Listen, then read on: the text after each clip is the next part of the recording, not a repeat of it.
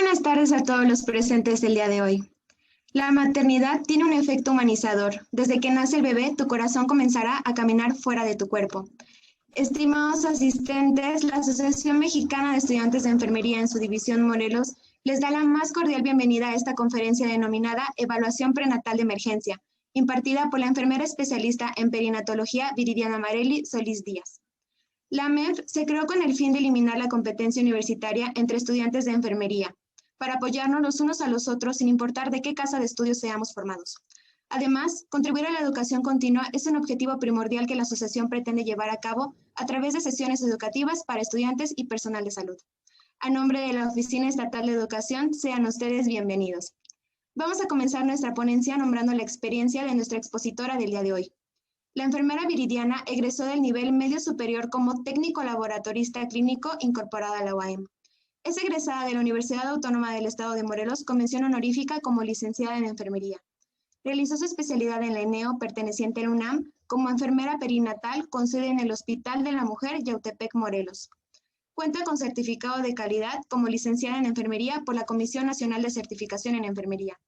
Laboró como enfermera clínica del programa de trasplante renal en el Hospital General de Cuernavaca, Dr. José G. Parres. Es parte del equipo del Hospital General de Temisco, enfermera María de la Luz Delgado Morales. Ha participado como ponente en múltiples jornadas académicas desde el 2013. Realizó una publicación para la OPS titulada Implementación del triage obstétrico en el Hospital General de Temisco, perspectivas y contribuciones de la enfermería para promover la salud universal. Actualmente labora en la máxima casa de estudios de Morelos, Facultad de Enfermería, como docente y coordinadora de cursos y realiza su posgrado en el Instituto Suizo como maestra en educación. Sin más preámbulo, le damos la bienvenida a nuestra expositora. Es un honor contar con su participación el día de hoy, así como el de todos los asistentes. Los invitamos a colocar sus preguntas por el chat de Zoom si fuera necesario. Licenciada Viri, muchísimas gracias por su asistencia el día de hoy y le cedemos el control de la presentación. Adelante. Gracias, buenas tardes. Bueno, agradezco la invitación que me hacen. Es un honor para mí estar con ustedes el día de hoy. Inicialmente quiero felicitarlos a todos los integrantes y creadores y co-creadores de esta asociación. En verdad me da mucho gusto como profesional de enfermería, como docente, ver que han generado este espacio para que, bueno, originalmente está, como su nombre lo indica, ¿no? Es creado y fue generalmente dirigido para estudiantes, pero ahora somos muchos ya, ¿no? Que seguimos siendo estudiantes, aunque ya tengamos algún título o algún grado académico ya obtenido, pero es un espacio que me genera mucha satisfacción, que cada sesión que ustedes promueven, que ustedes organizan, pues es con la máxima calidad y que son muy activos en la participación en la generación de todo esto. Muchas felicitaciones por ello y pues lógicamente reitero mi agradecimiento ante esta invitación.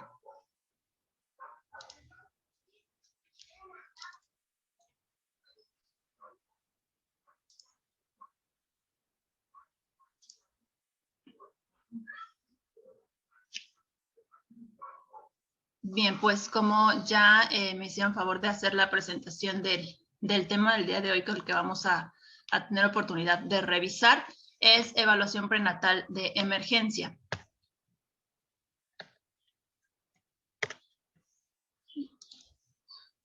En el cual abordaremos 4 puntos, ¿no? 4 subtemas que he distribuido de la siguiente manera. Iniciaremos abordando un poquito el panorama epidemiológico, siguiendo con las principales causas de mortalidad materna.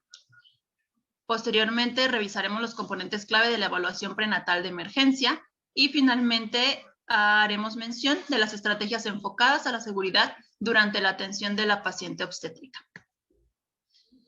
Para iniciar con el panorama epidemiológico, pues bueno, de manera internacional sabemos que la OMS genera estimaciones globales y en el último documento emitido en el año 2019 se sigue argumentando, sustentando que existe un gran número de muertes, ¿no?, maternas durante el embarazo, el parto y el puerperio, y que todas ellas, la mayoría de las veces son prevenibles. Dichas estimaciones en 2015 fueron un aproximado de 333,000 muertes. Para el 2017 habían indicado una reducción, siendo de 295,000. Sin embargo, el promedio oscila entre 250 a 350,000 muertes anuales. Entonces, esto sigue siendo un golpe bastante significativo para los temas de salud y pues de manera general también se puede hacen otra estimación en la que nos mencionan que cada 11 segundos muere una mujer embarazada o un recién nacido en el mundo. Entonces estas son cifras crudas, ¿no? Y bastante duras, que son pues las que nos reporta la OMS. A nivel nacional contamos con el Observatorio de Mortalidad Materna en México, que lleva un seguimiento por semana epidemiológica en el cual nos reportan por estado cuál es el número de muertes maternas que se van registrando. Entonces, en la última actualización, que fue del 14 de junio del año en curso, tenemos que en el país el conteo es de 397 muertes maternas. El estado con mayor número de muertes es el Estado de México con 64, le sigue Jalisco con 30 y la Ciudad de México con 29. En Morelos, a esta misma fecha, pues el número de muertes maternas ha sido de 6. El contexto, lógicamente, cambió mucho y estas cifras se han venido disparando aún más por cuestiones asociadas directamente a la pandemia. Y recordamos que antes, para sí que pre-COVID, las causas de muerte materna más comunes, pues siempre estaban debatidas entre lo que eran las enfermedades hipertensivas del embarazo, las enfermedades o las complicaciones hemorrágicas durante el parto o posparto y todas aquellas otras complicaciones asociadas con comorbilidades. Actualmente, el mayor porcentaje o el número 1 en estas causas de muerte es el COVID, con un 36%, siendo casos confirmados. Hay otro porcentaje que, aunque es menor, también lo está considerando el observatorio, que son los casos de COVID no confirmados. ¿Por qué? Porque la misma fisiopatología que está presentando el COVID y de pronto las deficiencias o las cuestiones que quedan fuera del estricto control para la toma de las pruebas, pues bueno, puede dar falsos negativos, aunque toda la clínica esté correspondiendo a un caso de COVID. Entonces es por eso que se hace este apartado de que hay pues casos de COVID no confirmados. Le siguen las enfermedades hipertensivas del embarazo con un porcentaje mucho menor, pero que sigue siendo, vamos a decirlo así, como el segundo lugar, ¿no? La segunda causa de muerte materna en México.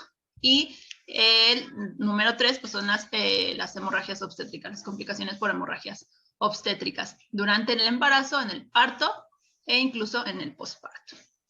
En esta tabla que vemos aquí, pues también están enlistadas las causas por subgrupo que pueden, ¿no?, estar presentándose también en todos los estados.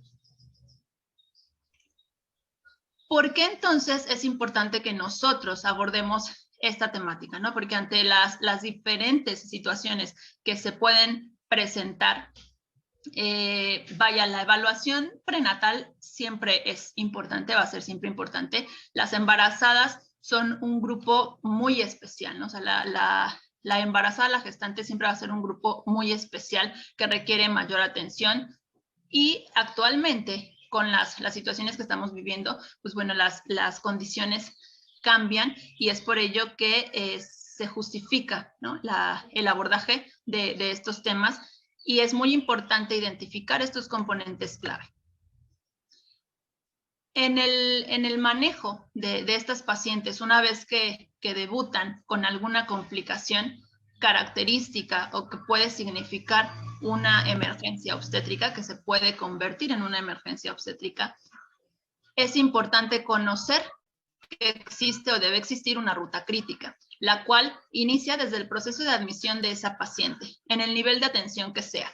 ¿Por qué? Porque puede ser identificada y puede presentarse dicha emergencia obstétrica en un centro de salud o cuando la paciente va a su control prenatal o cuando acude a un área de urgencias o en alguna otra situación en la cual pues el tener una ruta crítica y el conocer la ruta crítica que se debe de seguir, pues nos va a dar ventaja al momento de poder atender a esa paciente.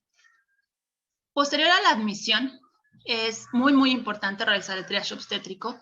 En caso necesario, hacer la activación del código Mater para que se pueda dar el abordaje correspondiente por el equipo de respuesta inmediata obstétrica y, en su caso, hacer el traslado a un segundo o tercer nivel, según sea la circunstancia. Principalmente, ¿para qué? Para hacer identificación oportuna y posteriormente la estabilización. Aquí también entra la parte de, que ya es también conocida desde hace mucho tiempo, que la atención a la gestante debe ser, no puede ser condicionada, ¿no? Entonces, una vez que está en una unidad de atención, se debe recibir esa paciente, se debe dar la atención correspondiente, se debe de estabilizar, y si no se cuentan con los recursos en la infraestructura o lo que sea necesario para dar la continuidad de su manejo, entonces entramos en lo que corresponde a las referencias y contrarreferencias pertinentes. En México se ha propuesto, fue propuesto en 2010 el proceso ABC para prevenir y disminuir la mortalidad materna y perinatal mediante 3 acciones principales: identificación de signos y síntomas, el hecho de tratar dar los manejos con apego a las guías de práctica clínica vigentes, que sabemos que, estas van siendo actualizadas, no todas se actualizan cada año, no todas son notificadas, ¿no? Son notificados los cambios continuamente. Sin embargo, una vez que se da una actualización, pues sí, como profesionales de la salud debemos comprometernos a hacer esa constante actualización para estar al día con estas actualizaciones, modificaciones que se van haciendo en las guías. Y punto número 3 sería trasladar oportunamente a la paciente. En este sentido, si no hacemos la primera parte, se nos va a complicar, ¿no? Dar esta secuencia que es sugerida o fue sugerida desde el 2010 para el manejo de estas complicaciones. ¿Por qué la identificación oportuna se sigue manejando como lo más elemental? Porque las condiciones y los cambios fisiológicos que se dan en una mujer desde la etapa pregestacional, desde el primer trimestre del embarazo, y conforme va evolucionando hasta incluso el puerperio, son innumerables, son aunque se nombran así, o se llaman así, lo conocemos así como cambios fisiológicos, sí pueden generar, ¿no? O sea, ser tan drásticos en determinado momento, asociado lógicamente a todos aquellos factores de riesgo que pudiera presentar esa paciente, y hacer una conversión a una complicación. Ese cambio fisiológico, o que supuestamente se entiende como fisiológico durante la gestación, se puede convertir en cualquier momento en una complicación. Se menciona, ¿no? en algunos cursos que lo ponen o lo manifiestan como que la paciente obstétrica no tiene palabra, ¿no? No porque ella quiera, sino porque ella lo provoque, sino porque de un momento a otro puede cambiar drásticamente la condición de estas pacientes. Tiene que ver que tengan apego al control prenatal, sí. Tiene que ver que conozcan y que identifiquen sus factores de riesgo pregestacionales, idealmente, sí. Sin embargo, también eso reduce muchísimo, muchísimo la posibilidad de complicaciones o la gravedad de esas complicaciones al presentarse. Eso es muy cierto. Sin embargo, hay pacientes que llevan todo el control de manera adecuada y, a pesar de eso, presentan complicaciones y complicaciones graves. Entonces, es ahí donde entra ese término, ¿no? O esa forma de verlo, de que la paciente obstétrica parecería no tener palabra, porque son muy impredecibles los cambios que puedan presentarse.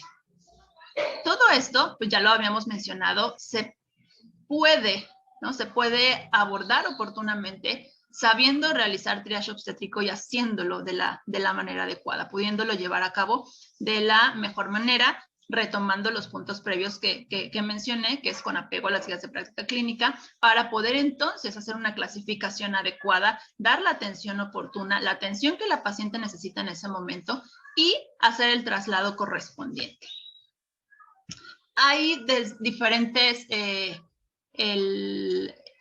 fuentes, ¿no?, que podemos nosotros tomar en cuenta, como en este caso, por ejemplo, la ACOG desde el 2014 propuso una mnemotecnia OEA en la cual para realizar el triage obstétrico sugieren 3 puntos clave, ¿no?, que es la observación, la evaluación y la acción.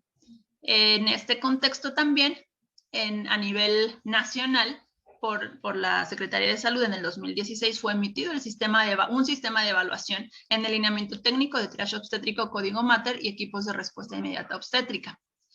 Más recientemente, la OPS documentó también y ha publicado ya lo que es un sistema de alerta temprana, fue en el 2019, en el cual maneja este sistema justamente para hacer una identificación de estos signos y síntomas o datos de alarma, como también comúnmente los conocemos. Entonces, esto es un documento conocido como el CLAP de la OPS, que también está disponible para que podamos nosotros revisarlo y tomarlo en cuenta en nuestro ejercicio profesional.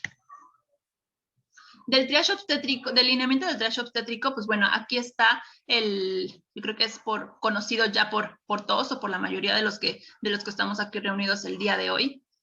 Y en este sistema de evaluación, pues bueno, se han establecido los criterios y se manejó una semaforización, como también ya universal, como también ya la conocemos nosotros, por los colores clásicos, el código verde, el código verde es cuando no hay urgencia calificada, un código amarillo cuando hay una urgencia calificada y un código rojo cuando hay una emergencia. Entonces, independientemente de que se han sugerido a partir del 2016, que fue emitido a la fecha, se han identificado quizá algunos posibles mejoras que se pudieran realizar. Oficialmente no ha sido todavía actualizado este lineamiento, por lo cual todavía se considera que está vigente. Lo importante aquí es que sobre la práctica, al momento de que se ha ido aplicando, pues se puedan hacer las individualizaciones necesarias de acuerdo a las condiciones de cada una de nuestras pacientes. Pero lo que sí es súper importante es apegarnos a llevar a cabo esta evaluación con esta secuencia y hacer el señalamiento en nuestros registros clínicos de enfermería de cuál ha sido el resultado de nuestra evaluación. ¿Por qué? Porque, retomo el punto, si no hacemos una identificación correcta, esa intención y ese objetivo de dar la continuidad adecuada y la mejora en la calidad de la atención en estas pacientes se pierde, ¿no? Se genera mucho sesgo en ello y no podríamos, o se retrasa el logro de dichos objetivos. A la par es el que les mencionaba también, que están en el CLAP, que están incluidas las guías para la atención de las principales emergencias obstétricas. Vienen las principales, esto fue pre-COVID, entonces no viene nada incluido aquí de COVID, pero sí viene de enfermedades hipertensivas, sí viene de hemorragia obstétrica y el sistema, toda la descripción del sistema de alerta temprana. ¿Cuál es la diferencia aquí? Incrementan una semaforización en color naranja, pero manejan igual el establecimiento de parámetros o criterios y nos marcan lo que sería un punto neutro en el cual la paciente está completamente estable y nos indican los rangos fuera del límite, tanto superiores como inferiores, y nos proporcionan estas tablas de manera que visualmente nosotros podemos identificar de manera más sencilla y evaluar a nuestra paciente y poder clasificarla de una forma más adecuada. Si nosotros logramos incluir en nuestro ejercicio diario, ¿no?, en la realización de nuestras intervenciones, estos sistemas de evaluación, vamos a se nos va a ser más fácil identificar cualquier urgencia obstétrica, ¿no?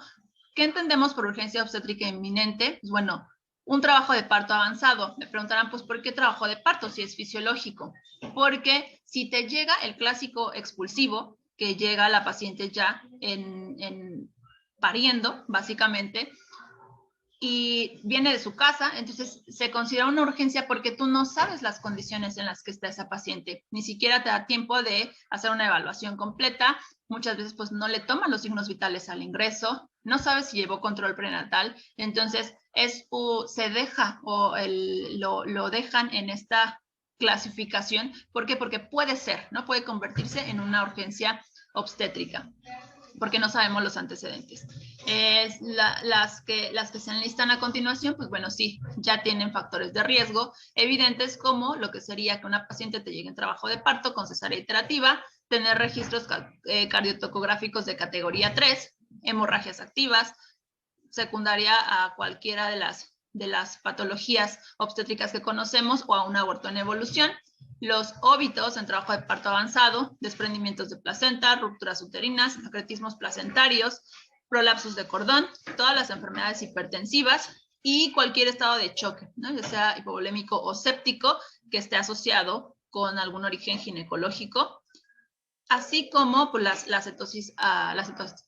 cetoacidosis diabética. En estas condiciones, o las pacientes que nos lleguen en cualquiera de estas condiciones que acabo de mencionar, van a requerir una evaluación. Y ahí es donde radica la importancia de nuestra participación. ¿Por qué?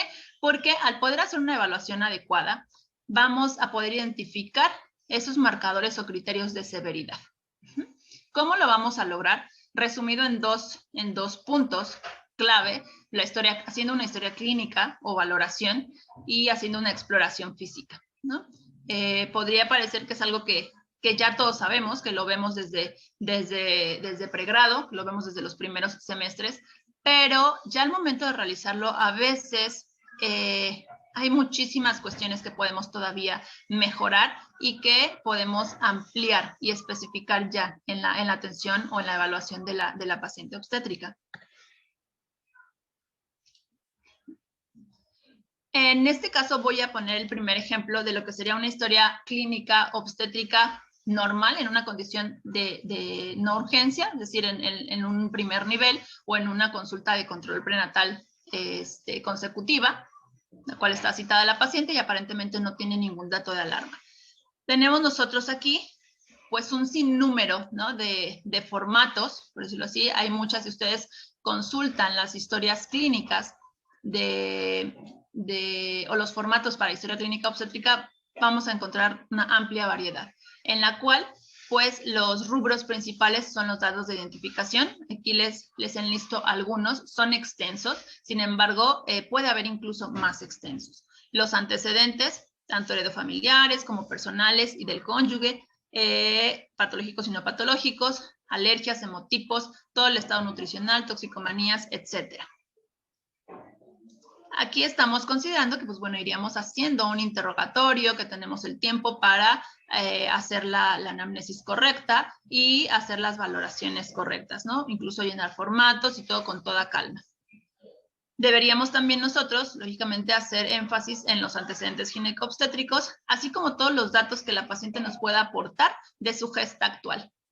Mientras más datos tengamos, vamos a poder conformar una mejor historia clínica. Sin embargo, en un estado, en un caso de emergencia, no podemos, por obvias razones, no podemos tomarnos todo ese tiempo para realizarla tan extensa en ese momento. Esto no quiere decir que no se va a hacer después. Sin embargo, en el momento de la evaluación inicial, si estamos ante un cuadro, un panorama de emergencia, entonces, ¿con qué nos quedamos? De toda esta amplia listado de datos que necesitaríamos recabar, nos quedamos con de la identificación, el nombre y la edad. De los antecedentes obstétricos, pues saber cuántas veces se ha embarazado, cuántos partos ha tenido, cuántos de esos han sido abortos, cuántos de esos han sido cesáreas. Incluso si la paciente lo refiere o si se tiene el dato, pues también se debe de interrogar si ha tenido algún embarazo ectópico. La fecha de la última cesárea, ¿para qué? Para poder descartar o confirmar un riesgo asociado a un periodo intergenésico corto. Porque ¿cuál sería el riesgo? Tendríamos aquí una complicación hemorrágica, seguramente. así como alguna otra complicación que esté presentando en ese momento o alguna cirugía previa, principalmente las uterinas o abdominales. Si se tiene el tiempo, es que aquí va a ser cuestión del caso ante el cual nos estemos enfrentando, pero también sería importante de manera inicial saber si tiene factores de riesgo de toxicomanías, si ha tomado o toma algún otro medicamento por alguna comorbilidad presente o ha tomado algún medicamento por alguna razón que haya generado que esté en esa condición, ¿no? O que sea esa la causa del por qué nos está llegando a un servicio de urgencias. Así como saber si ha tenido o no control prenatal. Sin embargo, esto queda, digamos que sería como en segundo término. Principalmente nos quedaríamos con esto. De la condición actual, asumiendo que ya estamos en un panorama de emergencia, necesitaríamos saber la edad gestacional, cuáles son las manifestaciones clínicas que nos pueden representar una complicación y las comorbilidades. Para hacer el cálculo de la edad gestacional, tenemos varios recursos, afortunadamente. Ya no tenemos que hacerlo estrictamente con el lápiz, ¿no? O a mano. Actualmente ya tenemos gestogramas disponibles como el de la UNAM o el de la CONAMED, que nos permiten hacer diversos cálculos, incluso para el seguimiento de manera más rápida, haciendo uso de las TICs para poder obtener información relevante en el momento de que estamos nosotros atendiendo a nuestra paciente. Si no tenemos de pronto esto, siempre seguiremos teniendo el recurso de la clínica, de hacer la medición de la altura de fondo uterino y con base a las tablas ya establecidas poder hacer una correlación y un aproximado de cuál sería la edad gestacional de esa paciente. ¿En qué otra condición podemos hacer uso de la valoración de la edad gestacional por medición de altura de fondo uterino? En el caso de que la paciente no tengamos ningún documento de la paciente y la paciente no esté en un estado de alerta o no nos pueda proporcionar información directamente y el familiar incluso pues tampoco esté. En esas condiciones es cuando podemos recurrir nosotros a este último recurso. De la exploración física, ¿qué vamos a tomar nosotros? Indudablemente los signos vitales. Vamos a continuar con una exploración abdominal focalizada y que incluido estará con esto la evaluación fetal y finalmente una exploración perineal vaginal. ¿Por qué también quise mencionar estos 4 puntos? Porque es con lo que nos tenemos que quedar. Si nosotros recordamos nuevamente los formatos o las modalidades que hay para realizar exploración física, son diversos y son extensos por aparatos sistemas, de cabeza a pies, y ya haciendo un abordaje exclusivamente de nosotros como personal de enfermería, pues tenemos lo que son los patrones funcionales, tenemos lo que son las necesidades de Henderson, etcétera, etcétera. O sea, tenemos una amplia gama de opciones para realizar una exploración física. Sin embargo, y una valoración completa de las necesidades o patrones funcionales. Sin embargo, en esta ocasión, al hacer una valoración de emergencia, nos quedamos con estos 4 elementos o componentes. De la exploración abdominal, ¿qué va a ser lo más relevante? ¿A dónde me tengo que enfocar? Pues al dolor, a la hipersensibilidad y a la presencia de cicatrices quirúrgicas. En este caso del dolor, sí es muy importante profundizar en lo que sería toda la semiología del dolor. Preguntas clave: ¿a dónde te duele? Lógicamente asociado a la palpación, para poder identificar, ¿no?, la respuesta, las respuestas que pueda tener la paciente al dolor, los cambios de posición, la gesticulación, el quejido incluso, ¿no?, al momento en que uno está palpando. Pero también preguntas clave es: ¿dónde te duele? ¿A qué hora te empezó el dolor? ¿Se irradia hacia algún lado? Es decir, preguntar estos datos para poder tener un panorama un poquito más amplio de esas características del dolor. ¿A qué puede estar asociado en el primer trimestre el dolor o la hipersensibilidad abdominal? Pues aborto. Aquí entraría lógicamente también amenaza de aborto. Sin embargo, una amenaza de aborto como tal no es algo que sea una emergencia como tal. Sí es un motivo de consulta muy frecuente que lleva a las pacientes a acudir a un módulo de urgencias. obstétricas. Sin embargo, no es una urgencia obstétrica real, ¿no? O sea, no se va a convertir en una emergencia obstétrica que tengamos que activar un código. Es por eso que no lo menciono aquí. Pero un aborto sí, porque si es un aborto en evolución, en automático tenemos que pensarlo y verlo como una posible hemorragia, ¿no? Que puede generar toda la descompensación propia o secundaria a esto. Un embarazo ectópico, un proceso infeccioso o incluso estando la paciente embarazada, presentar un cuadro de un quiste ovárico, ¿no? Entonces ya sea torcido o roto, que también le va a generar mucho dolor y que también va a ser una complicación grave en ese momento. En segundo y tercer trimestre, ¿qué es lo que puede, a qué podemos asociar estas características del dolor o hipersensibilidad abdominal? Pues a contracciones propias del trabajo de parto, cuando ahí ya tendríamos que focalizar o enfatizar en la característica de las contracciones para poder decidir o poder hacer esa diferencia en si es unas contracciones normales, no sé si está desencadenando un trabajo de parto normal o si hay alguna alteración en las características de esas contracciones que puedan generar una complicación. La preeclampsia, eclampsia, las roturas uterinas y los desprendimientos placentarios. Todo esto pues asociado al dolor. Una vez que se concluye la evaluación abdominal, pues está inherente la evaluación fetal, ¿no? en el abdomen. En este caso, ¿qué tenemos que hacer? Pues bueno, vamos a hacer una evaluación de lo que es la frecuencia cardíaca, que debemos identificar o recordar que no el rango establecido para la frecuencia cardíaca fetal normal es de entre 110 a 160 latidos por minuto. Posteriormente valoraríamos lo que es la estática fetal, siendo importante la presentación, la posición, la situación, la actitud, la altura de la presentación. En este caso también es muy importante hacer una monitorización con un registro cardiotocográfico para poder determinar qué categoría se registra, ¿no? en esta monitorización, y con base a ello también poder hacer una toma de decisiones adecuadas. En la evaluación perineal vaginal vamos en busca de qué, o se va en busca de qué, de identificar las características del sangrado. Esto es, pues bueno, cuando no sea visible o no el sangrado, se realiza la exploración vaginal para tratar de identificar también o recabar más información de cuáles serían los factores, ¿no? que están causando este sangrado y las características.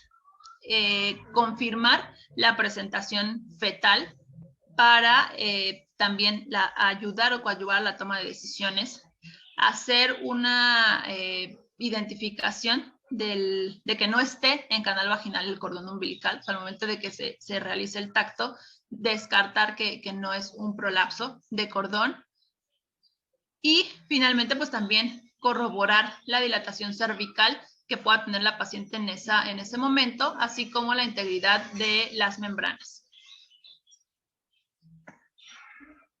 Si retomamos nosotros las principales causas de muerte materna, veíamos en las tablas del observatorio que pues se lleva el primer lugar COVID, lógicamente relacionado con el SARS-CoV-2, las enfermedades hipertensivas del embarazo, pudiendo ser preeclampsia, eclampsia, HELP, y la hemorragia obstétrica, que puede ser durante el embarazo, con todas estas etiologías, o ya en el posparto, recordando nosotros cuáles serían las 4 T's asociadas en este estado, ¿no? Nosológico, en este cuadro.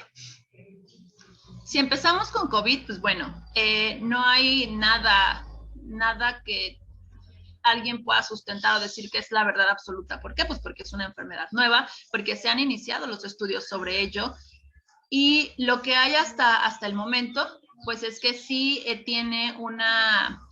sí genera, afectaciones y modificaciones aparte de las propias del embarazo en muchos sistemas, ¿no? Entonces, recordamos, por ejemplo, si empezamos por este lado, la gestación genera un estado de hipercoagulabilidad por ser asumido como fisiológico, por las mismas demandas de la formación de la placenta y por el crecimiento y desarrollo del producto de la concepción. Sin embargo, el hecho de que la paciente presente una infección por COVID, pues bueno, también incrementa aún más estas modificaciones en la coagulación, haciendo más probable que presente, ¿no? Que se generen trombos o una trombosis o un embolismo durante el embarazo. En afecciones cardiovasculares, pues bueno, también genera una disfunción endotelial, ¿no? Y afecciones cardíacas. Sabemos que también va a estar incrementado el gasto cardíaco durante la gestación, entonces esto se incrementa aún más. Va a haber alteraciones en la formación, ¿no? En la respuesta inmunológica de la interacción de antígenos-anticuerpos o de esa mediación que existe entre antígenos-anticuerpos. Va a haber también un incremento de ansiedad y de estrés.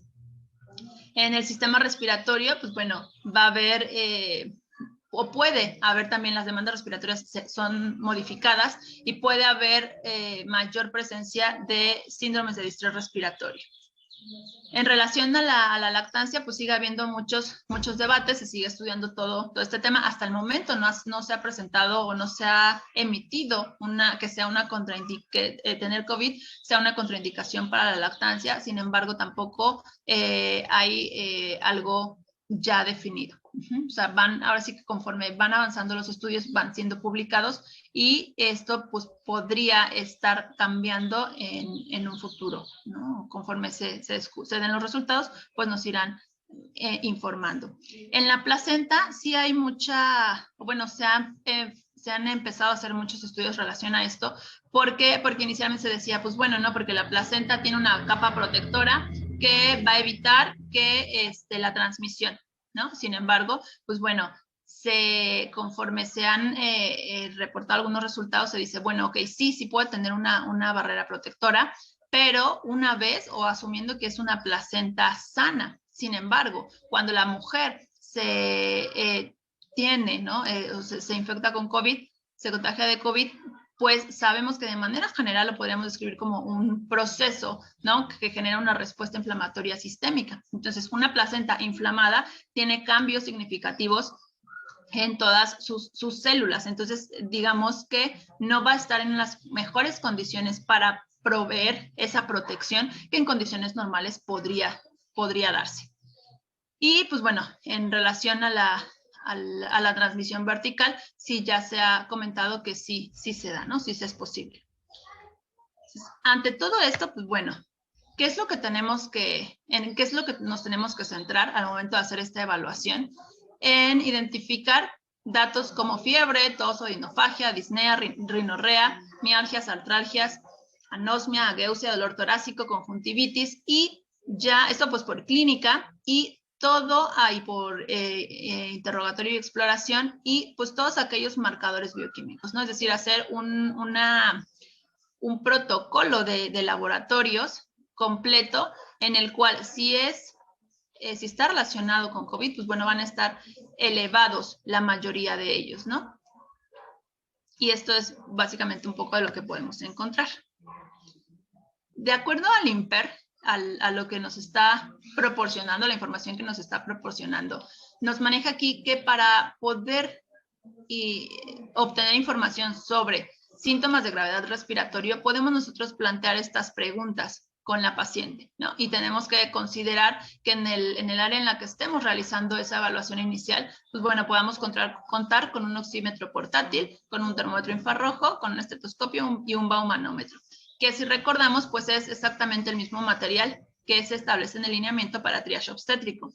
La ventaja que manejan aquí es que no tiene, no representa, no son tan sofisticados los equipos que necesitamos para hacer esta evaluación inicial. De tal manera que si lo hacemos de la manera correcta, vamos a poder obtener una buena información. El Instituto Nacional de Perinatología también ha publicado y compartido un lineamiento para el manejo de las embarazadas con COVID y establece este diagrama de flujo de triaje obstétrico. Es muy parecido a lo que marca el lineamiento. Lógicamente aquí se especifican los datos que acabamos de revisar, ¿no? En el cual el objetivo principal es hacer una búsqueda intencionada de lo que sería un caso sospechoso, considerando como caso sospechoso pues la definición operacional que nos están marcando aquí. Una vez que nosotros realizamos la primera evaluación, pues tendremos que empezar a tomar decisiones en función de los datos obtenidos. Si no concuerda con un dato, con un caso sospechoso, entonces se tendría que dar la atención obstétrica habitual, ¿no? El personal tiene que contar con un equipo de protección de segundo y tercer nivel y se tendría que manejar, se puede manejar lógicamente de manera ambulatoria e ir dando el seguimiento sin hacer una determinación de que exista un dato de urgencia obstétrica o quirúrgica en ese momento. Si al momento de hacer el interrogatorio se obtienen resultados que sí podemos asociar a un estado de gravedad asociado a COVID, pues entonces nuevamente aquí se retoma la misma semaforización del triage habitual, ¿no? O convencional, en el cual, pues bueno, un código verde. En un código verde vamos a encontrar a la paciente con signos vitales normales, con una temperatura de fácil control, a lo mejor lleva un pico febril, sin embargo cede al antipirético o cede con medios físicos, ¿no? Asumiendo que la paciente no esté hospitalizada. Va a tener una saturación igual o mayor a 93% y no presenta en ese momento ningún otro factor de riesgo, ¿no? O si tiene una comorbilidad, no está descompensada, vaya, está en control.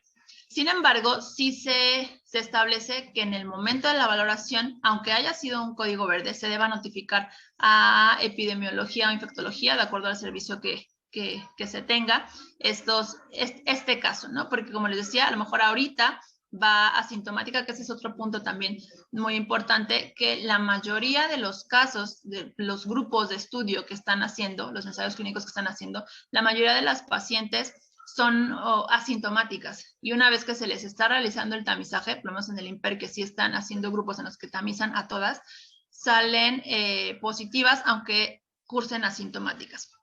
Entonces, es por eso que hacen esta sugerencia o recomendación de que se haga el seguimiento cercano, se dé una vigilancia estrecha y se haga la notificación al área correspondiente.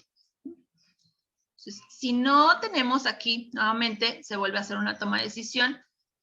Si seguimos con el código verde, pues bueno, también aquí ellos sugieren que se haga el tamizaje si es que se cuenta con el recurso y que se egrese a domicilio, con las indicaciones o recomendaciones de pues continuar con el aislamiento, independientemente de que en ese momento no tenga ningún dato de alarma, hacer mención constante, ¿no? En cada consulta a cada paciente de cuáles serían estos datos de alarma obstétrica.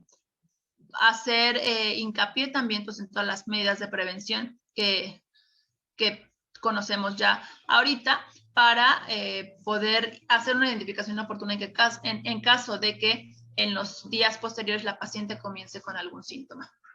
Si de la primera evaluación sí se obtienen datos que podamos asociar, ¿no? con la presencia de una complicación, un estado de emergencia, entonces se hará un ingreso al área que esté indicada en el hospital de acuerdo al flujograma, ¿no? O de acuerdo a lo establecido en cada institución para ser ingresada y valorar si amerita ya la resolución o no todavía. ¿Qué se tiene que tomar en cuenta? Pues lógicamente las condiciones obstétricas que tenga en ese momento la paciente. Ahí clave nuevamente la edad gestacional para considerar y también asumir si es viable, ¿no? Si se requiere hacer la resolución del embarazo, pues poder determinar si va a ser viable o no ese producto de la concepción. Y cabe señalar que el hecho de que la paciente presente COVID no es una indicación absoluta de que se tenga que resolver el embarazo en ese momento y ni de que tenga que ser tampoco por vía abdominal. Sin embargo, pues se debe hacer una evaluación, ¿no? más profunda para poder tomar esa decisión.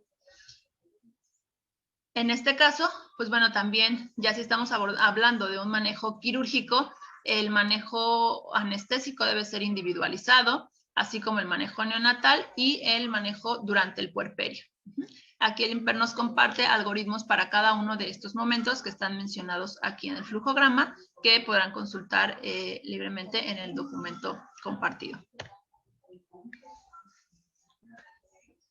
En el caso de que se considera la paciente sospechosa y de que sí tenga alguna manifestación que no es tan grave, pero que se esté presentando aquí, como las que mencionamos aquí, es decir, que empiece con una desaturación leve, no es tan drástico, pero empieza a estar un poquito bajita esa saturación, está ligeramente taquipneica, empieza con taquicardia, la fiebre es persistente, refiere ya muchas veces, no sé si les ha tocado, llegan las pacientes y dicen, pues es que creo que me dio fiebre antier, ¿no? Bueno, se tomó la temperatura, no, pues me bañé y como que se me quitó. Cuestiones así. Entonces, mientras no haya una cuantificación de la temperatura, pero la paciente clínicamente o refiera que ha tenido alguna sintomatología, a partir de que nosotros le empezamos a monitorizar el control térmico, pues sí es muy, muy importante. ¿Para qué? Para que si en ese momento se indica un antipirético, podamos nosotros valorar si está cediendo o no, ¿no? O se mantiene persistente a pesar del manejo que se haya indicado. Otras manifestaciones pues van a ser la disnea, las secreciones abundantes, ya en una exploración en la que identifiquemos estertores, crepitantes, algún síndrome pleuropulmonar, vómito o diarrea persistentes, pues bueno, también podríamos ya estarlo considerando. Recordando aquí que de acuerdo a los comunicados que se han emitido, pues tanto el sistema o el aparato respiratorio y digestivo son los que son afectados principalmente, ¿no? O de manera inicial es donde se ven las manifestaciones de COVID. Nuevamente aquí, algo que se ha mencionado mucho también es que aquellas pacientes que previamente cursaban con diabetes mellitus o hipertensión o alguna otra condición, obesidad, cardiopatías, neumopatías, nefropatías, etcétera, van a ser más agudos, ¿no? Estas manifestaciones. Y pues se les debe también de dar un seguimiento especial con la notificación correspondiente. Estas pacientes sí se sugiere que pasen al área de observación de urgencias. Estas pacientes no se sugiere que se envíen a casa, no todavía, sino hasta haber tomado la toma de muestra de PCR y haciendo pues todo el complejo, ¿no? de los laboratorios pertinentes, incluso pues también de imagenología. En el aspecto obstétrico, altamente recomendable que se cuente, ¿no? Se indique en ese momento la valoración de un ultrasonido obstétrico y de un registro cardiotocográfico, siempre previo a que se pueda dar de alta a esa paciente o poder avanzar con esta parte del registro de los laboratorios si es que todavía no ha sido valorada por el médico. Una vez hecho esto, pues bueno, vamos a tener que hacer otro análisis y saber o analizar si los parámetros de los laboratorios obtenidos fueron normales o fueron alterados. Con base a eso y a los resultados de los estudios de imagenología, se podrá tomar nuevamente una decisión. Si no si no resultaron alterados, pues bueno, se puede hacer la referencia, ¿no? Es decir, que una vez que presente o que en caso de datos de alarma, en caso de que presente datos de alarma, pues se tiene que referir o se tiene que dirigir a X hospital, si es que aplica, ¿no? Y si no, pues bueno, a la unidad en la que se le vaya a dar el seguimiento a ese embarazo. Esto se va a hacer, pues bueno, de manera o considerando que el traslado pueda ser sin riesgo y que la paciente en ese momento pues no tenga ningún dato de alarma que pueda trasladarse igual por sus propios medios y que aparentemente hasta ese momento todo esté bajo control. En caso de que los resultados de laboratorio de imagen no sean favorables, es decir, que estén alterados, pues bueno, se va a hacer el ingreso, ya sea a hospitalización, de acuerdo a la severidad de los marcadores o criterios encontrados, se va a indicar el ingreso a hospitalización o a una unidad de cuidados intensivos para hacer, pues, inicial, lo principal, hacer el aislamiento respiratorio y dar el manejo individualizado de acuerdo a las necesidades que alteradas que esté presentando esa paciente. Esta paciente que probablemente inicie con como sospechosa, con manifestaciones moderadas, bueno, también puede convertirse en cualquier momento o puede llegar directamente con manifestaciones graves, como serían, pues bueno, ya estaríamos hablando de que haya alguna exacerbación o descontrol de los síntomas de las enfermedades crónicas subyacentes. Aquí se marca, en este caso, como número 1, ¿por qué? Porque de acuerdo también a los últimos comentarios que han hecho, ahí parecería de pronto que el diagnóstico diferencial entre preeclampsia o estados hipertensivos del embarazo, principalmente la preeclampsia y el COVID, de pronto resulta, cuando no hay prueba, de manera inicial, está resultando complicado. ¿Por qué? Porque pues la sintomatología, o sea, descartando un poquito, haciendo a un lado la sintomatología respiratoria, el resto de las manifestaciones clínicas son muy similares. Entonces, de pronto dicen, pues bueno, hay que hacer la resolución del embarazo porque, pues recordemos que es muy comentado o es sabido que cuando la paciente preeclámptica no se logra estabilizar con los manejos, protocolos iniciales, ¿no? Farmacológicos, etcétera, pues dicen la mejor forma de resolverlo es sacando a ese bebé, ¿no? Es dar la resolución de ese embarazo. Sin embargo, algunos maternofetales comentan, bueno, es que a veces podemos podemos cometer el error de decir, pues hay que resolver ese embarazo independientemente de la edad gestacional porque es una preeclampsia, pero pues resulta que era una paciente con sintomatología de COVID, con una exacerbación por el contagio con COVID, y de pronto dicen, pues bueno, si le diéramos, si controlamos la sintomatología y le damos el periodo, ¿no? 14 días después va a ceder y entonces ya le daríamos oportunidad al neonato. Entonces ahí tiene como pues mucha controversia, lógicamente, de pronto todavía en la toma de decisiones. Sin embargo, lo que se sigue sosteniendo es que se debe buscar la estabilización de la madre, no porque en ese momento no importe el producto de la concepción, sino porque sabemos que generando buenas condiciones maternas, pues bueno, de manera o por efecto, a consecuencia vamos a generar unas mejores condiciones fetales. Y es en este sentido en la que, por lo que se deja como una manifestación grave la exacerbación o descontrol de alguna otra síntoma, de alguna otra comorbilidad. Ya el hablar de la saturación de oxígeno por abajo del 90%, pues bueno, ya estaría siendo uno de estos datos. Aquí vemos los signos vitales, pues ya están más alterados. Ya entra aquí también lo que es el Glasgow menor a 15 o una presión parcial de oxígeno menor a 60.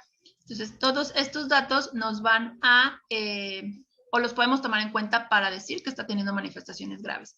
También se ha hecho muy conocida estas escalas de valoración o scores. La más común, o bueno, la que hicieron adaptada a la paciente obstétrica es la SOFA, que ahorita más adelante se las voy a mostrar. Y pues bueno, también este es otro recurso, ¿no? O herramienta que podemos utilizar al momento de hacer una evaluación. Y recordar que tanto los sistemas de evaluación del triage, del SAT, que es el sistema de alerta temprana de la OPS, y estos scores son con la intención de hacer más rápida la evaluación, porque recordemos que estamos en un contexto de emergencia. Entonces lo tenemos que hacer lo más rápido posible. Los paraclínicos, todos los laboratorios, pues bueno, se va a tomar la BH. La BH, digamos que los laboratorios que normalmente se toman, y pues aquí el INPER sí tiene la oportunidad, porque tiene los recursos, la infraestructura, de tomar algunas otras pruebas más especializadas. Sin embargo, pues nosotros, de acuerdo a la institución en la que estemos, pues sabemos que una BH, una química sanguínea, una gaso, unas PFHs, se pueden, y unos tiempos de coagulación, se pueden correr sin problema y poder tomarlos como parámetros para hacer la correlación clínica del estado de esa paciente. Y de imagen, los rayos X, la radiografía de tórax y una TAC si es que está disponible, ¿no? Ahí tanto los especialistas, los intensivistas, neumólogos, no sé, con el personal que se cuente, incluso el mismo personal de imagenología, son quienes pues darán la impresión diagnóstica que complemente la valoración inicial que se pueda hacer. Si la paciente llega como con manifestaciones graves y se le da el manejo, puede ser que digamos que se reduzcan esas manifestaciones graves a moderadas y podamos sacarla, ¿no? O egresarla de un área de hospitalización COVID, especial de COVID, o de una unidad de cuidados intensivos COVID, en el mejor de los casos, que se pueda egresar y pasar a un área de observación en urgencia sin ser egresada a domicilio todavía, obviamente, pero sí se esperaría, ¿no? O se marca en este flujograma que puede tenerse esta opción sin egresarlas, repito, pero seguirlas teniendo en vigilancia estrecha dentro de una unidad hospitalaria. Y aquí, bueno, finalmente, si la urgencia obstétrica se resuelve, ¿no? En el mejor de los casos, pues bueno, ya se le dará el seguimiento a la paciente. No quiere decir que se egresa y ya se manda a su centro de salud convencional o a su unidad de atención convencional, sino que se va a seguir teniendo, ¿no? El seguimiento por la unidad que le dio el manejo en el momento en que presentó las manifestaciones graves por COVID, y el seguimiento adecuado para poder elegir o dar ese plan de seguridad y determinar en dónde es mejor que se lleve a cabo la resolución del embarazo de esa paciente. Esta es la escala obstétrica que les mencionaba, que es el Quick-SOFA, en la cual nos refieren, ¿no? Que en la literatura consultada en torno al manejo de COVID, pues la principal ventaja que nos da es que tampoco requiere muchos procedimientos o instrumentos diagnósticos sofisticados para que la podamos aplicar bajo esta adaptación, ya que solo necesitamos tomar en cuenta la presión arterial sistólica, la frecuencia respiratoria y el estado mental. Podemos hacer un Glasgow o solamente identificar si está alerta o no. ¿Cómo la valoramos? Bueno, aquí en la primera columna es un valor de 0, en la segunda columna es un valor de 1. ¿Y cómo lo valoramos? Si el estado mental está alterado, es decir, que la paciente no está alerta, pues inmediatamente se considera como una manifestación grave. O si la paciente está alerta, pero tiene estos otros 2 parámetros alterados, o sea, aquí nos dice suma 2 puntos, entonces también se considera como un estado o una manifestación grave. Es hasta ahorita, de acuerdo a la información que se tiene, es la manera en la que los recursos que tenemos nosotros para poder hacer una valoración de una paciente sospechosa para COVID. En otra de las causas, bueno, ya pasando a la siguiente causa de enfermedad hipertensiva durante el embarazo, muy importante que también no perdamos de vista o no olvidemos que los órganos blanco en estas patologías pues van a ser el cerebro, el hígado, los riñones y lógicamente también todas las alteraciones neurológicas que se ven reflejadas, ¿no? O es más fácil identificarlas tanto por la paciente y por nosotros al ser referidas por las pacientes por datos de vasoespasmo, ¿no? ¿Qué es lo que vamos a tener en cuenta aquí? Pues principalmente las cifras tensionales. No olvidar que una presión arterial diastólica igual o mayor a 110 o una sistólica igual o mayor a 160 en 2 tomas, pues bueno, ya nos está hablando de un dato o de un criterio de severidad. Además de, pues, cualquier otro síntoma de inminencia, ¿no? De eclampsia, que sería ¿cuál? Pues principalmente la convulsión. Si la paciente llega convulsionando y no se sabe de que tenga un antecedente de alguna otra patología, ¿no? Epiléptica, pues bueno, entonces aquí se va a considerar eclámptica hasta que se demuestre lo contrario. Si después llega el familiar y dicen, sí, pues es que ella padece tal, convulsiona desde niña y está tomando esto, pues bueno, ¿no? Ya se dará el manejo. Pero sin embargo, si en el momento la paciente llega convulsionando o convulsiona en el momento en que le estamos realizando la valoración, se activa código y se empieza a manejar como tal, ¿no? Con el abordaje aéreo. Los datos de vasoespasmo que les mencionaba, que ya los tenemos aquí, están incluidos tanto en el lineamiento como en el SAP de la OPS, y aquí pues se le agregan también lo que sería la oliguria, creatinina, trombocitopenia, bueno, aquí por parámetros clínicos, ¿no? Las PFH, los tiempos prolongados. La hemoglobina puede estar elevada por hemoconcentración o puede estar disminuida si es que ya estamos hablando de un criterio de HELP. ¿Por qué? Porque pues ya va a haber hemólisis. Entonces la hemoglobina no podemos decir, pues bueno, no está elevada, no hay problema. No, porque ahí nos está hablando de hemoconcentración y pues mucho menos podemos decir, está disminuida, ¿no? Está anémica, no hay problema, está haciendo hemólisis o pues bueno, cualquiera de estos dos panoramas no es favorable para la paciente. En el caso de la hemorragia, bueno, los signos tenemos que focalizar la valoración en signos de choque materno como serían taquicardia, hipotensión, taquipnea, hipoperfusión periférica, confusión letárgica, oliguria. Para la valoración del sangrado, ¿no? Para la valoración visual, tenemos como recurso los pictogramas que fueron incluidos en el 2017 en la guía de práctica clínica para el manejo del choque hipovolémico secundario a hemorragia obstétrica.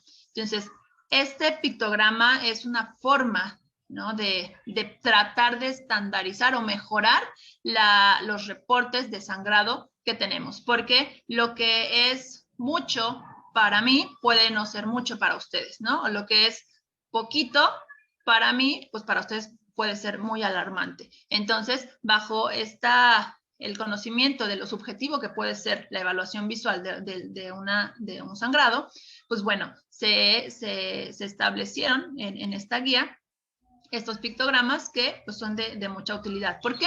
Porque nos dan el comparativo o el equivalente aproximado que nosotros podemos tomar en cuenta y muy útil para el registro, sobre todo en nuestros formatos clínicos de este sangrado.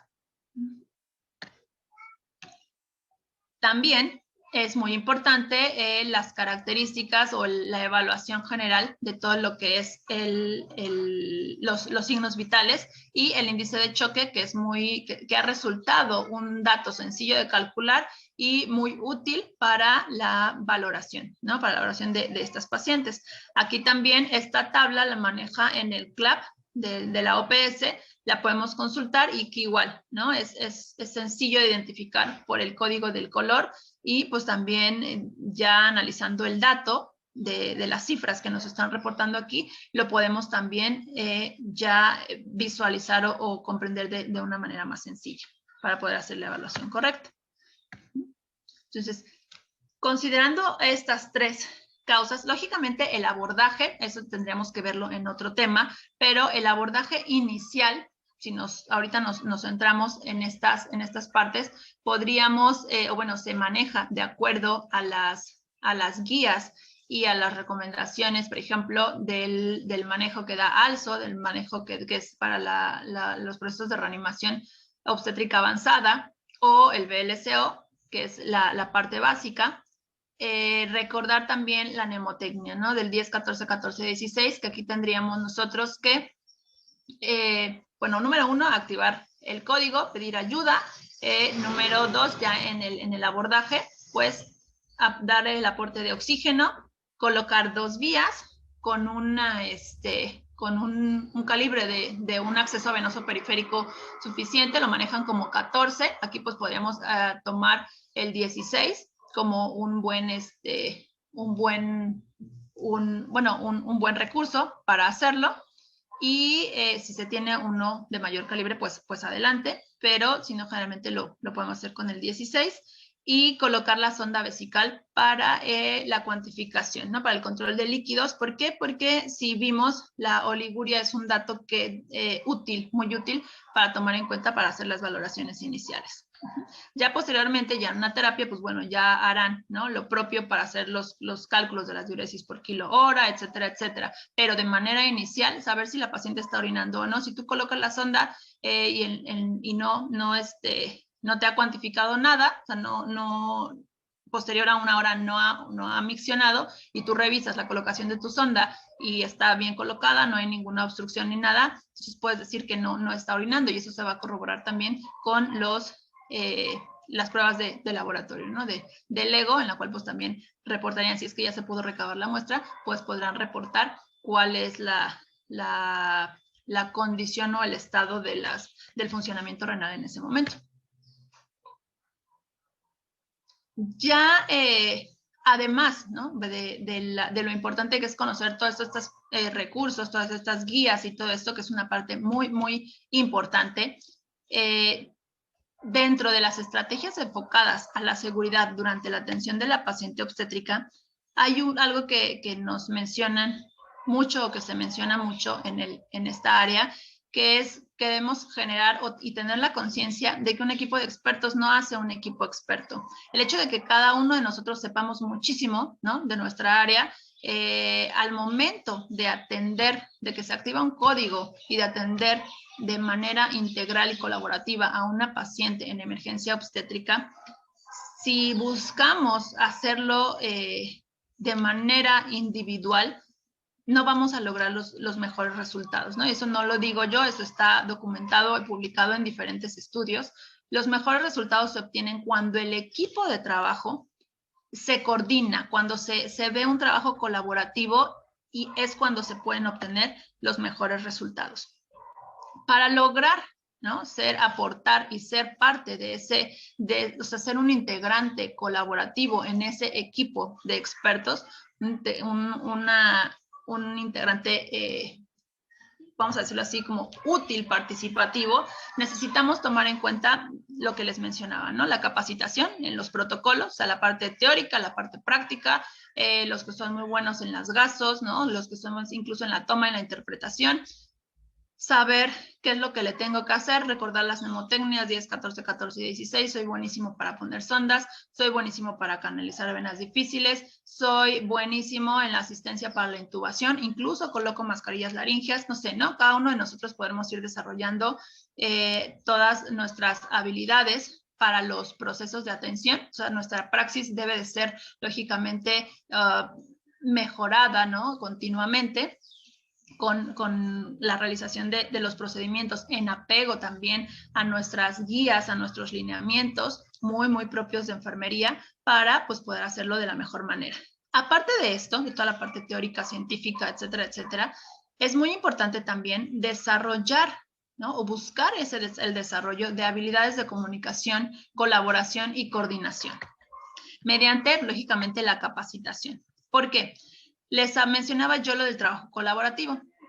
Sé, y seguramente ya han abordado muchos temas en relación a esto aquí en la asociación y pues en algunas otras de sus unidades, etcétera.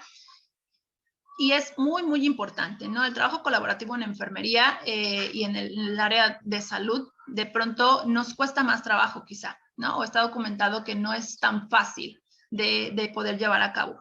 Pero es muy importante. ¿Por qué?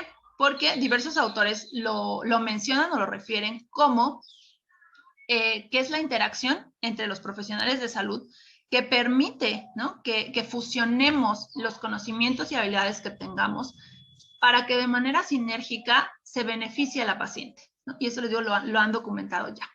¿Con qué intención? Pues de atender oportunamente y con calidad a estas pacientes en emergencia obstétrica, de manera tal que podamos anticipar problemas potenciales.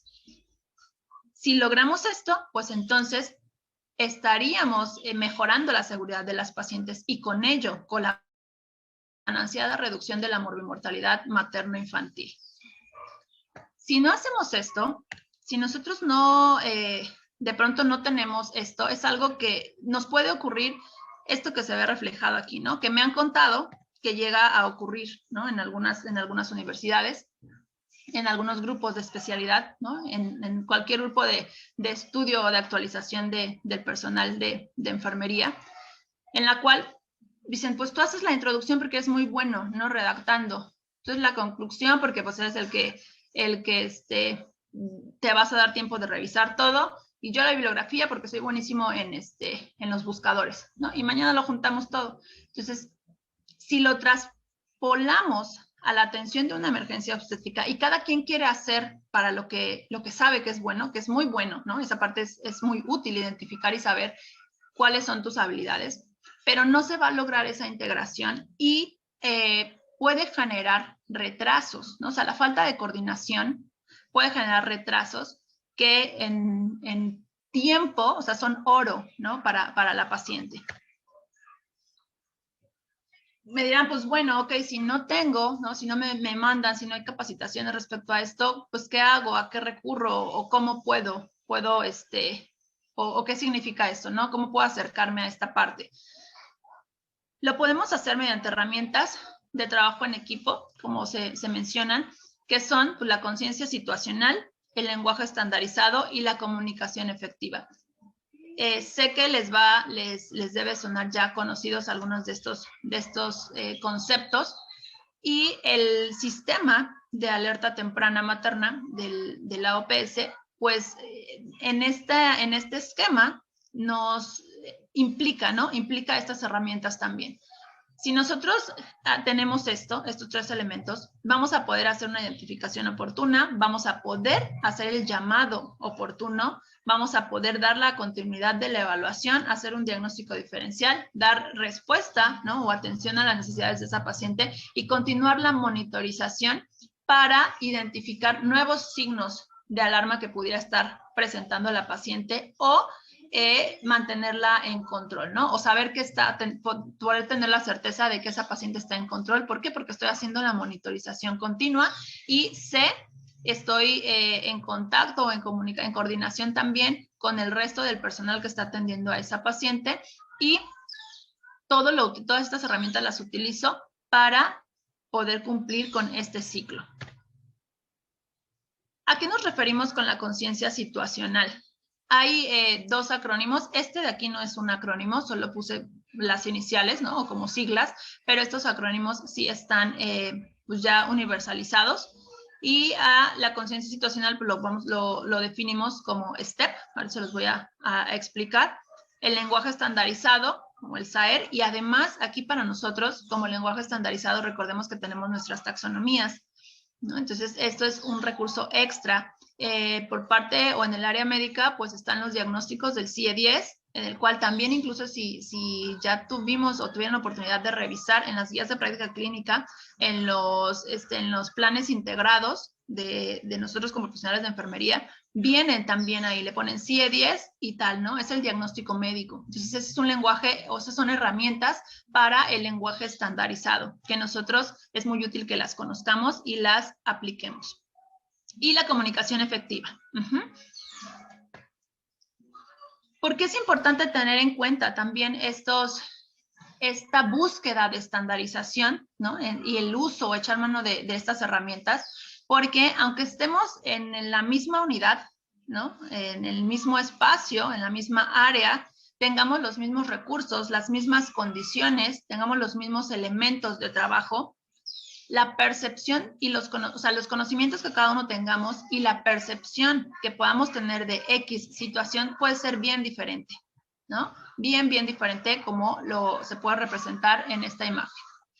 Y es lo mismo en nuestro ámbito.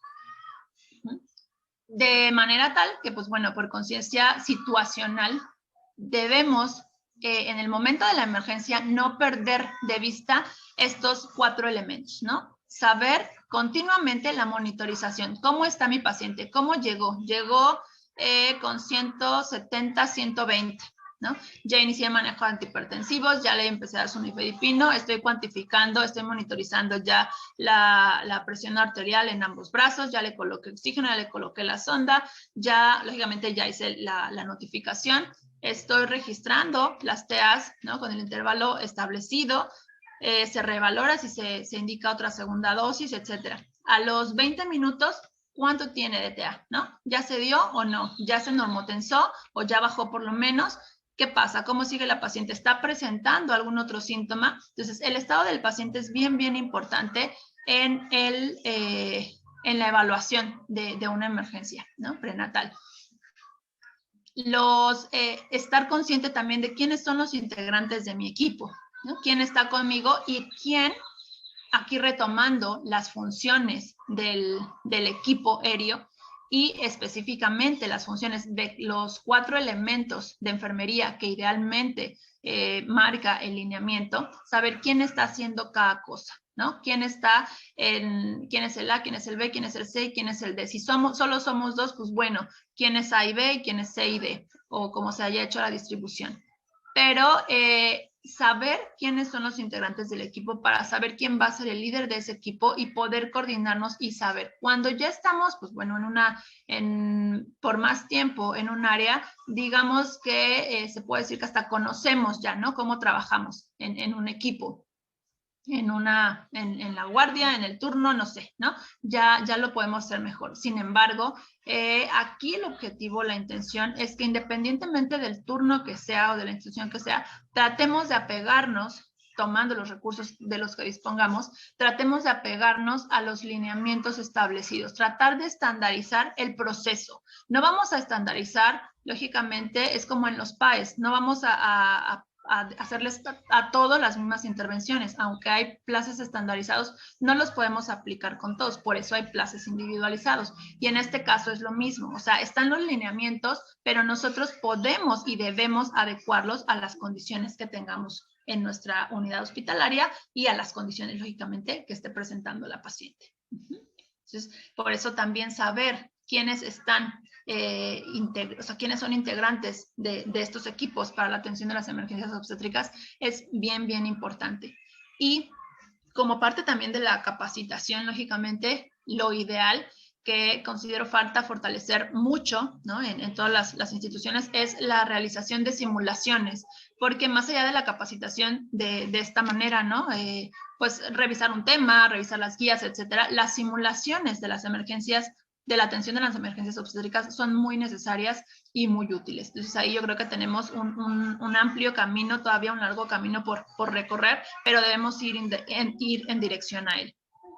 Otro punto importante, pues bueno, es el ambiente, ¿no? Saber los recursos que tengo, saber, a lo mejor son detalles muy pequeños, pero pues bueno, saber si tengo tanque de oxígeno, saber si hay espacio en la toco, o saber si las 2 salas están llenas, saber si llego gineco. Entonces, todas esas cuestiones de los recursos, del entorno físico en el cual estoy al atender una emergencia obstétrica, pues bueno, es muy, muy importante tenerlo presente.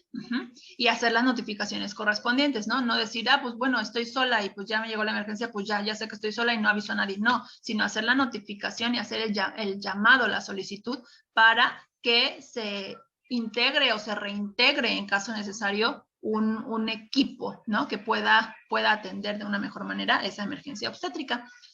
Y el último paso de la conciencia, o el último elemento de la conciencia situacional, es el progreso hacia el objetivo, ¿no? Es ir haciendo esa evaluación, recordando que la evaluación no solo se hace al final, sino que se va haciendo durante el proceso, ¿no? O sea, en diferentes momentos durante el proceso. Y en este caso, pues no es la excepción.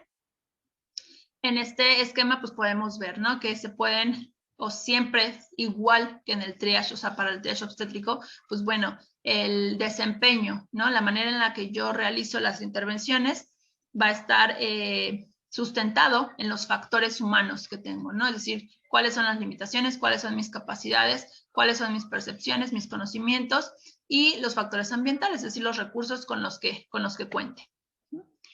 Un lenguaje estandarizado, les decía yo, les hablaba recordando lo que son las taxonomías, ya ya sabemos que es una herramienta para estandarizar, ¿no? Nuestras intervenciones, etcétera, etcétera, nuestros NIC, nuestros NOC, pero hay otra también que ha sido antiguamente se llamaban metas internacionales, ahora las conocemos como acciones esenciales para la seguridad del paciente, y ahí es algo que retoman mucho en los protocolos de atención de emergencia obstétrica, el SAER, ¿no? O el saber en algunos, o el SBAR, que también lo incluyen de acuerdo a la bibliografía que consultemos. Pero en las acciones esenciales, ese es un elemento muy importante, ¿no? Como parte de la comunicación efectiva. Las acciones esenciales lo marcan como un elemento de la comunicación efectiva. ¿Por qué? Porque va a ser muy importante que en el momento en que se presente la emergencia obstétrica, yo tenga o sepa, ¿no? Y pueda poder explicar a algún otro integrante del equipo que llegue, explicarle la situación, ¿no? Saber qué está pasando con el paciente. Sobre todo, pues, asumiendo que estás en esa área, ¿no? En ese servicio. Tener en cuenta los antecedentes básicos para poder explicar cuál es el contexto o el antecedente clínico. Hacer una evaluación y decir tomar el juicio crítico, ¿no? Clínico, para poder decir cuál creo que es el problema, ¿no? O sea, puedo decir, es que la paciente está preeclámptica, la paciente está hipertensa, la paciente está sangrando, la paciente trae un aborto en evolución, la paciente está chocada, etcétera. O sea, poder dar una evaluación, un probable diagnóstico con base en ¿qué? En la valoración, en la historia clínica abreviada que yo ya hice, en el interrogatorio, en la observación y en la toma de los signos vitales y el resto de la exploración física que haya logrado realizar. Finalmente, después de estas tres, pues bueno, podremos tener la posibilidad de emitir una recomendación, ¿no? De poder participar en la toma de decisiones para la atención de esa paciente. Muy pegado con esto les mencionaba la comunicación efectiva, que es, pues bueno, en el caso de las emergencias o de las urgencias, se reduce también solo a 4 puntos, que es escuchar, repetir, confirmar y transcribir. Importante para evitar pues diatrogenias y de pronto pues sabemos que hay palabras confusas, nombres de medicamentos confusos, ¿no? O el hecho, lo que les mencionaba, tú piensas que se tiene que hacer una cosa, pero de momento el líder o quien está dando las indicaciones en ese proceso de atención, pues bueno, tiene un criterio o de acuerdo a la individualización de las condiciones de la paciente, se considera que es mejor alguna otra acción o intervención.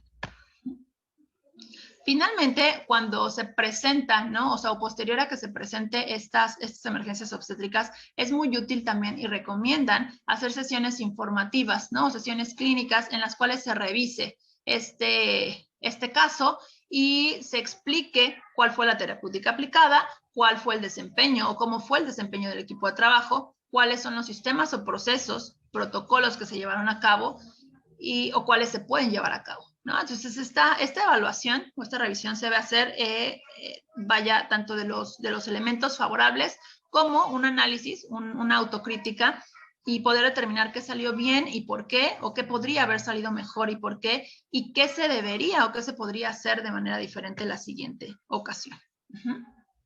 De manera muy general, las conclusiones que les presento en esta ocasión, pues es que la evaluación inicial es fundamental y nuestra participación como profesionales de enfermería es sumamente importante. Desde el punto 1, ¿no? Desde que recibimos a la paciente, desde que hacemos la identificación correcta, desde el saber cuándo tengo que notificar y activar ese código y hacer toda la cuantificación de los datos y todas las pruebas que se están realizando y las determinaciones de todas esas causas o eventos adversos que puedan dificultar o estar retrasando ahora sí que generar esos tiempos muertos o esas pérdidas del tiempo que impactan negativamente en la atención de la paciente obstétrica. Con la finalidad de que debemos mantener esa intención de participar activamente en estos procesos, pues para que con la información que nosotros generemos se puedan gestionar las acciones concretas que puedan dar respuesta a las necesidades que promuevan, ¿no? La prevención, todas las acciones y la gestión de recursos necesarios para poder prevenir estas muertes maternas o prenatales que puedan estarse presentando en un futuro, ¿no? Y también, lógicamente, el hecho de participar en esta área, ¿no? Estar presente y en constante actualización, nos va a pues, permitir también optimizar nuestro desarrollo como profesionales. Dejo aquí pues, bueno, las referencias bibliográficas y por mi parte sería todo, no queda más que agradecerles y pues quedo pendiente aquí con ustedes.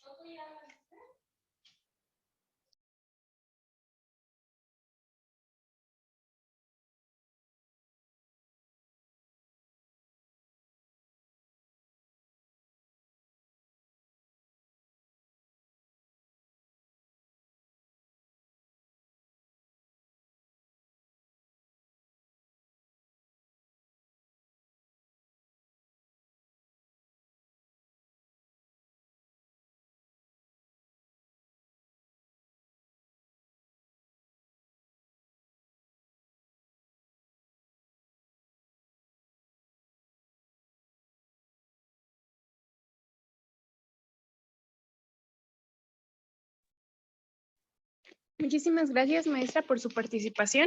Ahorita estábamos dando unos minutos para ver si ponían alguna pregunta que tengan.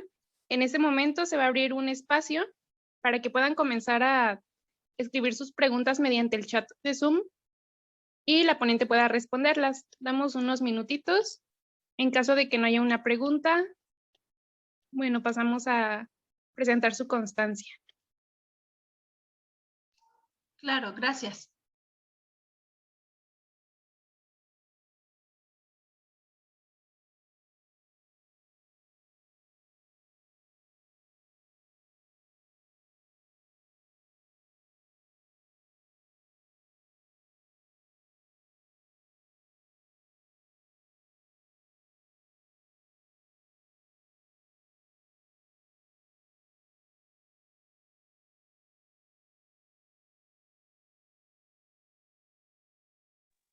Bueno, al parecer no hay ninguna pregunta de nuestros asistentes. Realmente la información estuvo súper completa.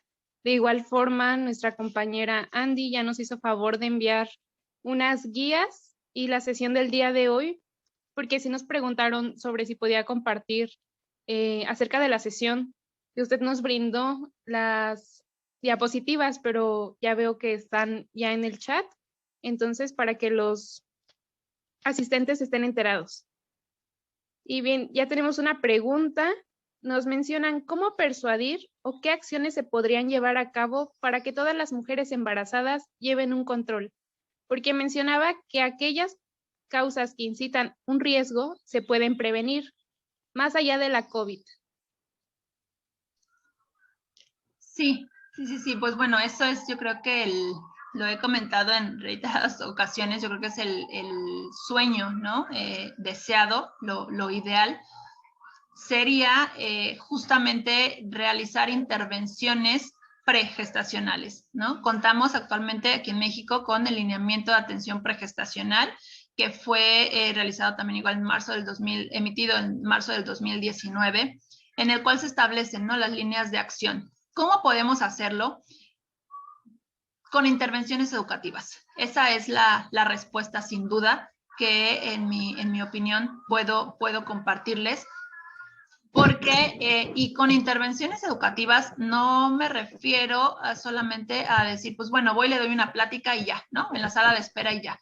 No, sino que nosotros como profesionales de enfermería sí debemos reforzar nuestros conocimientos sobre pedagogía, ¿no? Educativa, pedagogía en salud, sobre intervenciones, sobre todas esas herramientas que nos permitan o nos faciliten lograr ese aprendizaje en las pacientes, ¿no? El proceso de enseñanza-aprendizaje es complejo, ¿no? Ustedes como estudiantes, nosotros como docentes lo sabemos, y el contexto de personal de salud con la paciente tiene unos factores también muy, muy interesantes y dignos y muy, o sea, súper interesantes y dignos de profundizar en ellos, pero ¿qué herramientas o qué recursos se están haciendo, ¿no? ¿Qué iniciativas se están aplicando ahora? Son por ejemplo, la utilización de las tecnologías que ya se había venido dando un poquito antes de la pandemia. Ahora con la pandemia, pues bueno, lógicamente también no estábamos preparados, ¿no?, para ello, pero segura estoy que a nivel federal se van a empezar a generar, ¿no? O la idea es que se generen recursos en los cuales se le pueda dar información a las pacientes de una manera en la que la puedan recibir o sea, puedan percibirla de una forma más sencilla, ¿no? Como aplicaciones, que salgamos del simple hecho, como les decía, de ir a dar una plática, ¿no?, en una sala de espera, porque sabemos que no obtenemos los mejores resultados.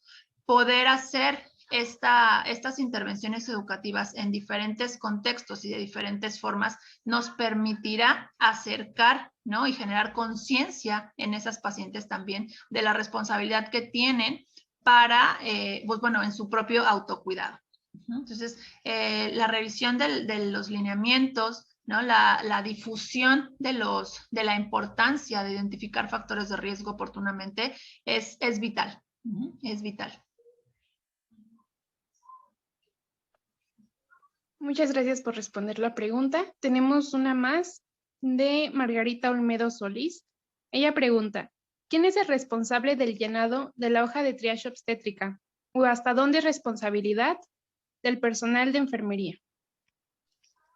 Sí, de acuerdo al lineamiento, a las políticas de lineamiento técnico, el responsable